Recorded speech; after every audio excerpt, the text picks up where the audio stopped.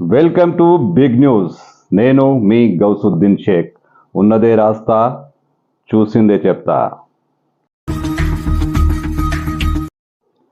సహజంగానే ఒక ప్రభుత్వం మారి కొత్త ప్రభుత్వం అధికారంలోకి వస్తే పాత ప్రభుత్వం చేపట్టిన సంక్షేమ పథకాలు, అనేక స్కీములు అన్నీ పునఃసమీక్షిస్తుంది.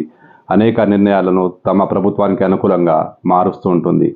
ఈ కోణంలోనే కాంగ్రెస్ ప్రభుత్వం, అదే రేవంత్ రెడ్డి ప్రభుత్వం కందుకూరు ఫార్మాసిటీని రద్దు చేసేసింది.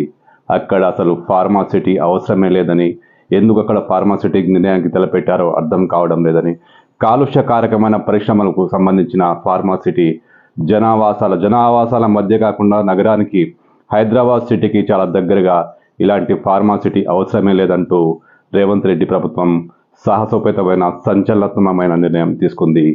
మెట్రో ప్రాజెక్టు సమీక్ష సందర్భంగా ముఖ్యమంత్రి రేవంత్ రెడ్డి ఫార్మాసిటీ విషయాన్ని ప్రస్తావించారు.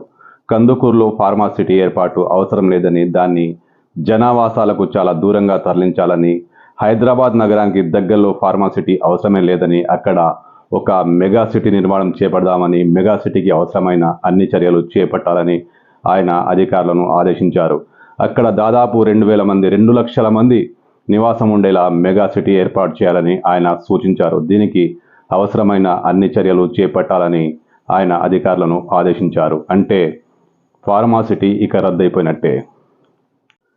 గత ప్రభుత్వం అంటే బీఆర్ఎస్ ప్రభుత్వం, కేసీఆర్ నాయకత్వంలోని బీఆర్ఎస్ ప్రభుత్వం మహేశ్వరం నియోజకవర్గంలోని కందుకూరులో ఈ పథకాన్ని, ఈ ప్రాజెక్టును భారీ ఎత్తున చేపట్టింది. దీనికోసం అవసరమైన అన్ని చర్యలు చేపట్టింది. కందుకూరు, ముచ్చెల్ల ప్రాంతాల్లో ఫార్మాసిటీ ఏర్పాటు కోసం దాదాపు 10,000 ఎకరాల భూమిని సేకరించారు. దీనికోసం 20,000 కోట్ల రూపాయలు కూడా వెచ్చించారు. అయితే ఎంతో ప్రతిష్టాత్మకంగా బీఆర్ఎస్ చేపట్టిన ఈ పథకాన్ని, ఈ ప్రాజెక్టును కాంగ్రెస్ ప్రభుత్వం వచ్చి రాగానే రద్దు చేసింది. అది కాలుష్య కాసారమని, జనావాసాలకు దగ్గరగా కాలుష్య పరిశ్రమలు ఉండరాదని, ముఖ్యంగా హైదరాబాద్ సిటీకి కాలుష్యం వెదజల్లే పరిశ్రమలు అవసరం లేదని, ఈ ప్రాజెక్టును చాలా దూర ప్రాంతాలకు తరలించాలని రేవంత్ రెడ్డి అధికారులకు సూచించారు.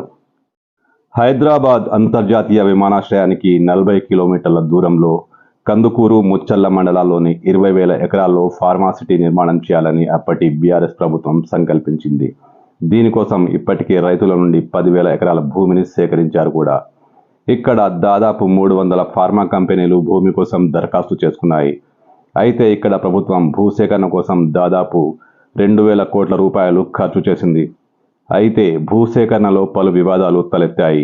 అనేక మంది రైతులు కోర్టు మెట్లు కూడా ఎక్కారు. అప్పట్లో కాంగ్రెస్లో ఉన్న సబితారెడ్డి భూ నిర్వాసితులకు న్యాయం చేస్తారని హామీ కూడా ఇచ్చారు. అయితే ఆమె కాంగ్రెస్ను వీడి గులాబీ పార్టీలోకి చేరాక ఈ విషయాన్ని మర్చిపోయారు. అయితే ఉన్న ఫలంగా రాష్ట్ర ప్రభుత్వం ఈ ప్రాజెక్టును, ఈ ఫార్మాసిటీని ఎందుకు రద్దు చేసింది? కాలుష్యమే ప్రధాన కారణమా? ఎందుకంటే హైదరాబాద్ చుట్టూ అనేక కాలుష్యకారక పరిశ్రమలు కాలుష్యాన్ని వెదజల్లుతూనే ఉన్నాయి, ప్రజల ప్రాణాలతో ఆడుకుంటూనే ఉన్నాయి. అవి ప్రభుత్వానికి కనిపించడం లేదా? ఇక్కడ ఈ ఫార్మాసిటీ రద్దు వెనుక అసలు కారణం ఏంటి?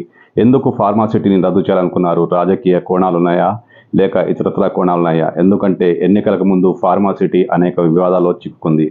ఫార్మాసిటీ పేరుతో సబితారెడ్డి భూదందా నడిపించారని అప్పట్లో చాలామంది ఆరోపించారు కూడా. ఇక్కడ మరొక పాయింట్ ఆలోచించుకోవాలి. ఫార్మాసిటీ కోసం అప్పట్లో రాష్ట్ర ప్రభుత్వం 20,000 ఎకరాల భూమిని సేకరించాలని నిర్ణయించింది. ఇందులో దాదాపు సగం అంటే 10,000 ఎకరాల భూమిని సేకరించారు కూడా. ఇప్పుడు కాంగ్రెస్ ప్రభుత్వం అక్కడ మెగా సిటీని నిర్మించాలని చూస్తోంది. 10,000 ఎకరాల్లో మెగా సిటీ నిర్మిస్తారా? మెగా సిటీకి ఇంత భూమి అవసరమా? లేక చాలామంది రైతులు ఇప్పటికే కోర్టుల్లో పోరాడుతున్నారు, తమ భూమి అన్యాయంగా తీసుకున్నారని, అప్పటి రేట్లు కూడా బాగా తగ్గించి ఇచ్చారని. మరి ప్రభుత్వం ఈ కోణంలో కూడా ఆలోచిస్తుందా? నష్టపోయిన రైతులకు, భూ నిర్వాసితులకు ప్రభుత్వం ఆ భూమిని తిరిగి ఇచ్చేస్తుందా? లేక మొత్తం భూమిని ప్రభుత్వమే అట్టి పెట్టుకుంటుందా? రైతులు మాత్రం వాళ్ళ భూమి వాళ్ళకిస్తే సంతోషించే అవకాశం చాలా ఉంది. ఏది ఏమైనా ఫార్మాసిటీని రద్దు చేయాలని రేవంత్ రెడ్డి తీసుకున్న నిర్ణయం సంచలనం కలిగిస్తోంది. సాహసోపేతమైన చర్య కూడా ఇది. ఎందుకంటే చాలామంది రైతులు అక్కడ సహజంగానే ఫార్మాసిటీపై ఆశలు పెట్టుకున్నారు, తమ వాళ్లకు ఉద్యోగాలు వస్తాయని ఆశించారు. కానీ కాలుష్యం కోణాన్ని ఎవరు ఆలోచించలేకపోయారు.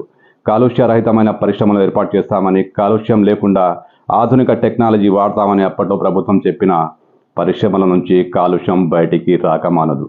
కాలుష్యం ఖచ్చితంగా జనావాసాలను కబళిస్తుంది. ఈ కోణంలోనే రేవంత్ రెడ్డి నిర్ణయం తీసుకున్నారా? కాలుష్యమే ప్రధాన కారణమా? ఏది ఏమైతేనేం ఒక పెద్ద నిర్ణయమే తీసుకున్నారు రేవంత్ రెడ్డి.